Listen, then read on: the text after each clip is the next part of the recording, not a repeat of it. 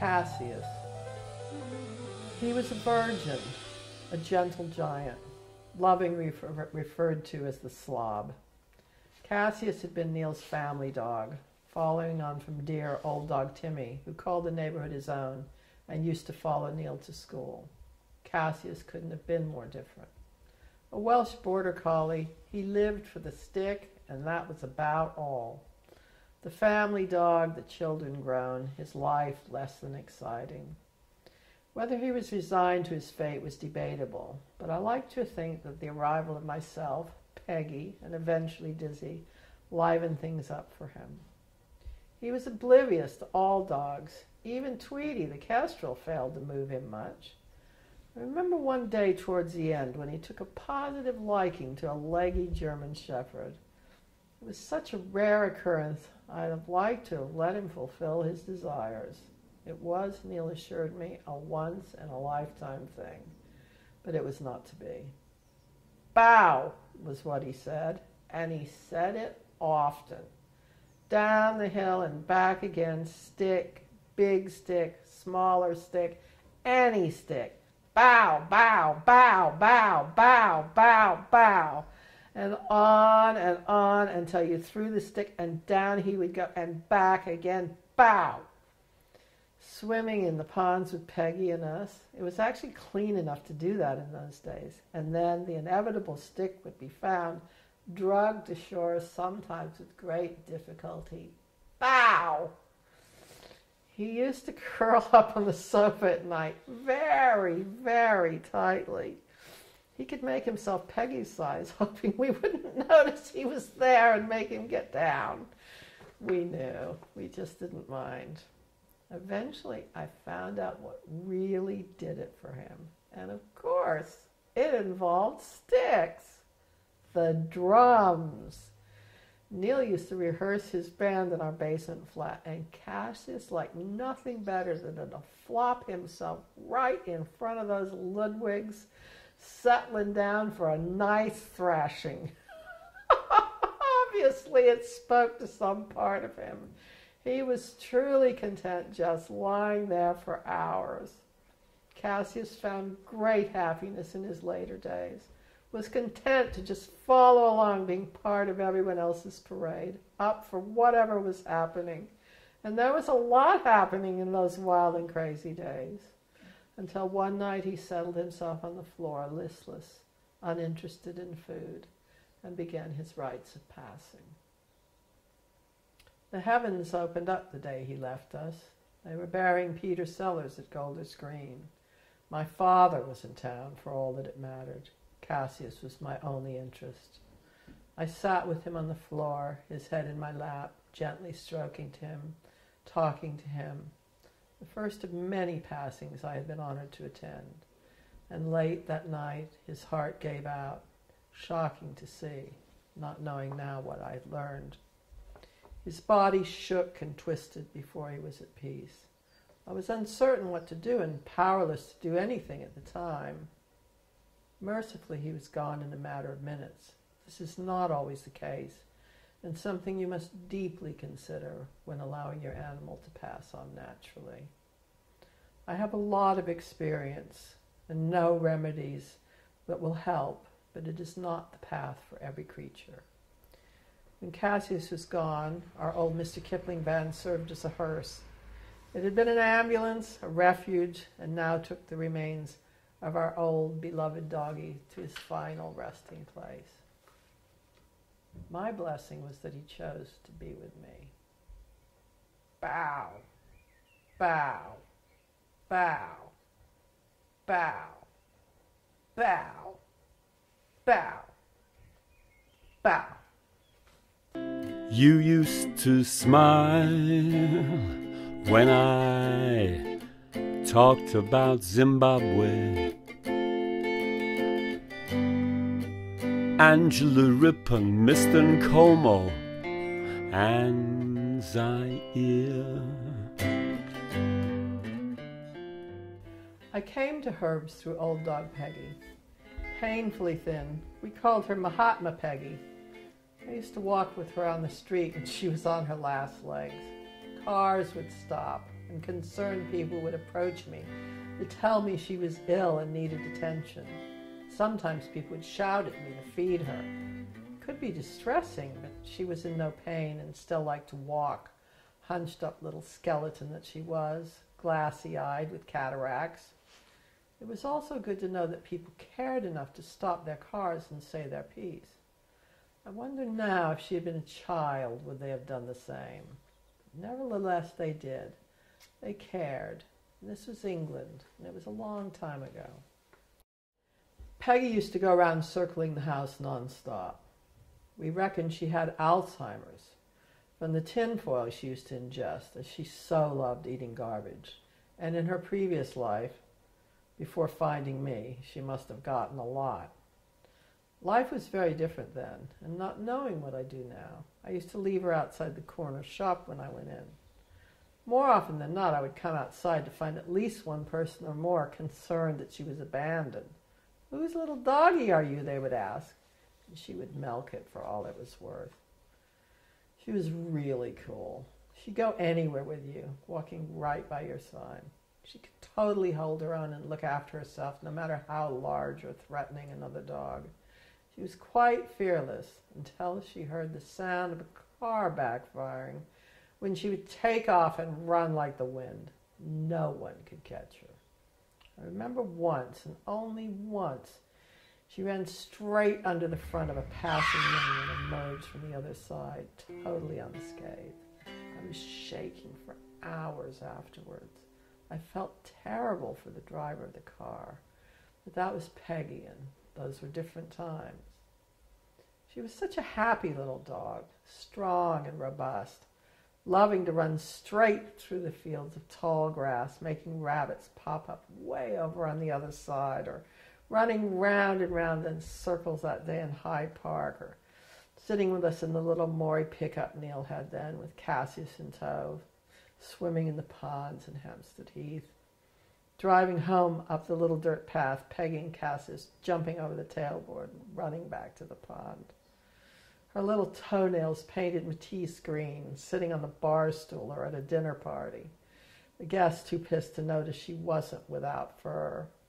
And that time in the late night cinema when we brought her inside during bad company and she barked at the gunshots.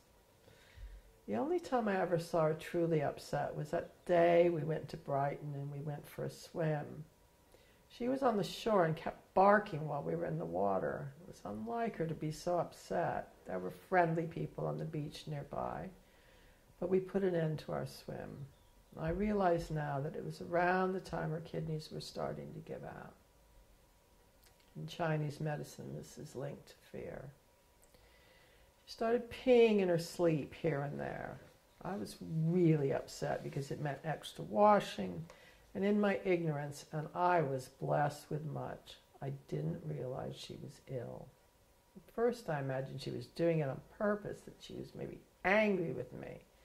Then she began losing weight quite rapidly, drinking loads of water. Eventually I put two and two together and realized something must be wrong. The vet in those days cost £8. We didn't have £8, but we went anyway. We walked across Primrose Hill late on a Friday afternoon. The sky was dark. Light rain was falling. The vet told us she had kidney failure, and that was about it. He suggested we stop giving her meat and for some reason to try her on Valium for the pain and not much else. I knew this was useless as I'd tried it once before and it made her very hyper. I could see how her nose was cracked and dry and how painfully hunched she was in the glaring light of his office. I was determined to do something for her to help her, whatever it took. I remembered seeing a card for a herbalist at the health food shop, and I had recently bought a small paperback about herbs. It seemed to be herbs which could help Peggy, but I wasn't sure which ones. I rang the herbalist and begged him to come. It turned out he'd just qualified and was technically not allowed to treat animals, but I wouldn't give up, and he came anyway. And this is how I met Christopher Headley. Very tall, very shocking, then ginger hair and beard, very kind, equally gentle and wise. Without doubt, the greatest diagnostician I've ever encountered. He took one look at old dog Peg and gave me some gravel root to reduce the pain and inflammation. I'm sure there were other things as well, but the gravel root is what stays in mind. Within days, Peggy was pain-free, and even more amazing, within weeks she'd sprouted a whole new nose, black as a button, shiny and moist. It was truly a brand new nose. I began feeding her on people food then, rice and vegetables, which she enjoyed, and she seemed very happy. The Alzheimer's increased. She would walk in circles around the flat nonstop for hours at a time. I reckon on some days she did about 5 miles. While I knew she wasn't suffering, it was very distressing to see her getting old. On a good day when I woke, she would only have peed where she walked, but on a bad day she'd have trailed around a big pile of poo. Once she got her head nicely wedged through the rung of a ladder. She just stayed there in place until Neil removed it. She then continued in her circle. I used to get very upset and shout and cry.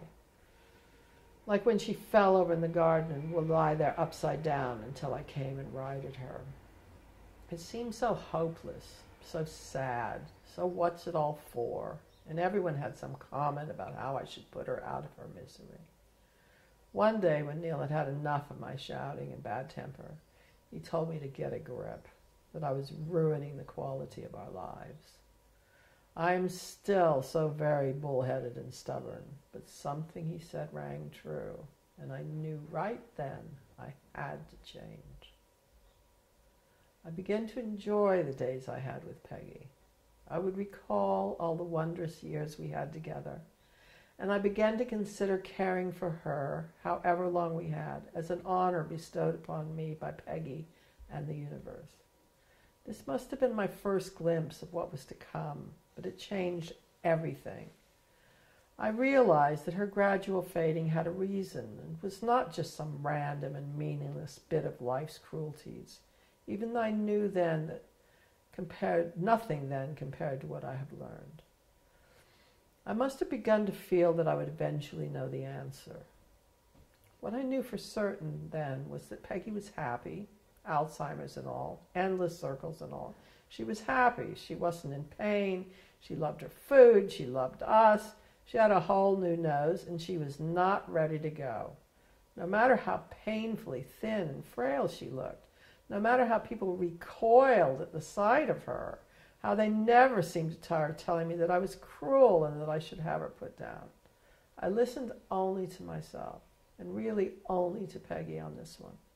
I knew she wanted to be cremated when the time came, that she never wanted to lie in the cold, cold ground as she saw it.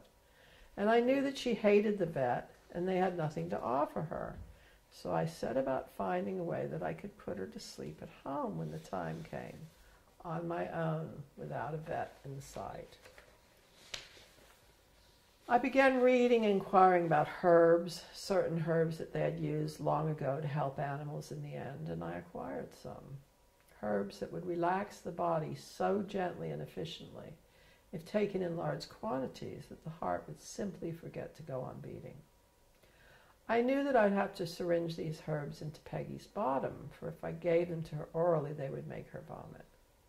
This was what I was determined to do for her, in the warmth and comfort of the home she loved, when the time came, when her time came, when she was ready, not when everyone else thought I should, not when I'd had enough. We began to celebrate our days together.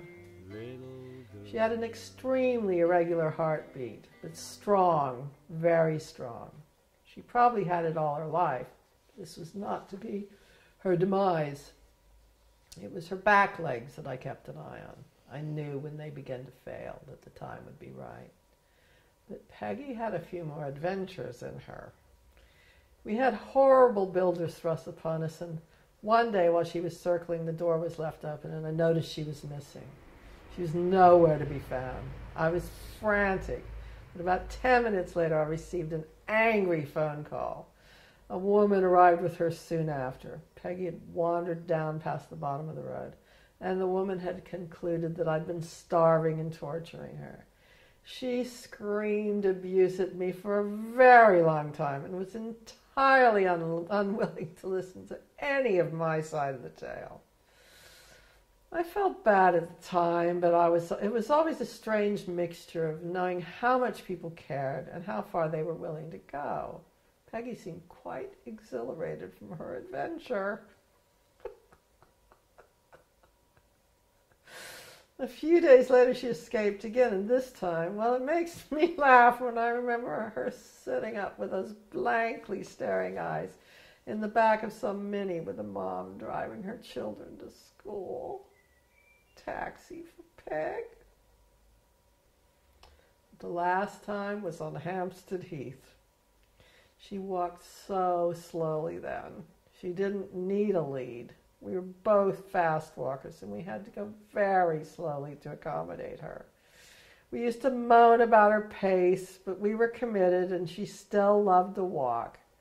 And then, in a moment, up on top of the hill, overlooking the 3 ponds, something spooked her, and she took off.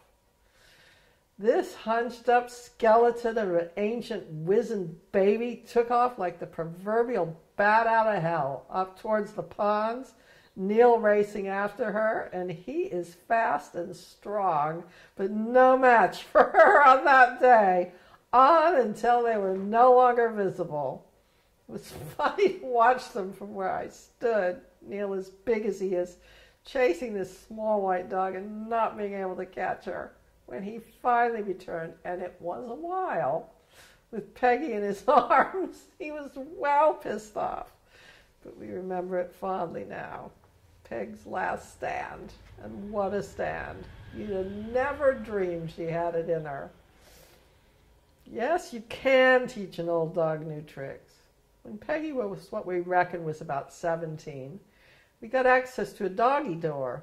It wasn't the new light plastic kind either, but an old-fashioned hinged plywood flap, and it made a hell of a racket. We held it open for her, and she obliged. After a few dry runs, she quickly mastered the concept. It was probably winter, and we were concerned about drafts, so I might have had the wisdom to prise it open for her, but somehow when she wasn't going in circles, she managed. She liked it outside, and I wanted to have access, but it could be a problem if she fell over. Sometimes she would be stuck on her back, legs waving and wiggling in the air, letting out tremendous yelps, till I would rush outside to help her, usually at night, usually when it was raining or very cold, and mostly when I had been fast asleep. I remember one day lying in the sun on Primrose Hill, when I just had a feeling and rushed home to find her upside down and yelping. The woman upstairs who shared the small garden with us at the time told me she'd been like that for a while, and she just stood there and watched, even though Peggy was famously friendly and knew her well, and she was obviously in need of help. Impending death really does repel some people, and a lot more talk about how I should put her down. I was always watching for the signs. Loss of interest in the all-consuming food, it never happened, or a significant change in those wobbly back legs. Shortly before she left us, she was lying on the sofa under a blanket. She loved to curl up underneath. When she somehow got too much blanket and too little air, her breathing was practically non-existent. I was certain the end had come. How fitting that she would smother herself with a warm blanket she so loved. I ran to get Neil and tell him it was time. We wept buckets and played Here Comes the Sun for her while she lay there so still, barely breathing. But then, after giving us the opportunity to grieve for an hour or so and face the reality that she wouldn't always be with us, and I can remember well my first realization that that might be the case, and I used to wonder and muse on whether I'd actually be physically capable of surviving life without Peggy. So great would be the shock of her loss. Well, up she popped, right as rain, well, right as she could be, seemingly once again well invigorated by her experience. She had no doubt been to the other side, but decided she was not quite ready yet, while we had been given a proper dress rehearsal for the inevitable. It was wonderful having her back, all radiant and panting. We felt a tremendous release, having let out so much of our sorrow. I have seen this happen many times with patients, as if they're giving us the opportunity to let go of a lot of it prior to their departure. And then one day she was standing in the garden, and I saw her begin to move. I thought those back legs seemed a little wobblier and a little less controlled. I knew the time had come. I rang up her friends and we had a little tea party for her. And as she ate cupcakes, we said our goodbyes. It was really lovely honoring her in this way, and of course her honoring us. But it was time, and it was between Peggy and myself. I thought she would be gone in minutes. I remember closing curtains and placing her in towels and filling plastic syringes with the necessary herbal tinctures. This was not how it went. I explained to her what I was about to do, and she was obviously ready and willing, and I gently squirted the herbs into her bottom. She didn't mind at all. I waited, tears in eyes. At first you could see her body totally relax, and then she perked her head up, looking around like she was seeing clearly for the first time in ages. Next thing I knew, she got up, walked out the back through the dog door, and stood in the garden sniffing the air. She looked amazing, young and vital, her eyes clear, her legs supporting her. You could see the young Peg, the one that chased rabbits in the high brush. We were together and enjoying these moments. She was with us all through the night. We lay on the bed together, myself and Neil, with Peggy next to me, and Dizzy curled up tight next to her, watching, always watching. Occasionally I would give her a little more of the herbs, and she responded gratefully. You could see her traveling and reflecting on all our time together. And as she became younger and younger, she would let out a few excited little barks, like when she was a puppy. We held each other in that place all night long. Dizzy never left our side. Finally, in the morning, at about 11 a.m., my gentle and beloved Peggy quieted her breathing and slipped away. And that heart of hers, ever so strong and irregular, well, it didn't stop beating for a good 10 minutes after she had ceased her gentle breathing. We lay her in state. We couldn't believe she had gone. We were sad and traumatized, but we had also shared the most joyous experience. Her passing was beautiful and loving, and I will always cherish the opportunity I had to give her the passing she wanted. My beautiful, glorious Peggy doggy. After a few hours, we got up the courage to drive her to the RSPCA to be cremated. And I remember how they were really shocked that we gave them a £5 donation in her memory. It was a lot for us at the time. It seemed only fitting for our beloved girl. We drank a lot that night, and we cried and played songs like Hey Packy by Loudon Wainwright. Some folks wonder why they were born. They ain't never been swimming with a dog in the morning. We knew that part of the past had slipped away, managing to elude us. I didn't know then what I know now, but I felt I would see her again. And I knew without question that she had no fear, that she welcomed the transition, and that she had taught me lessons so precious, lessons I would never forget.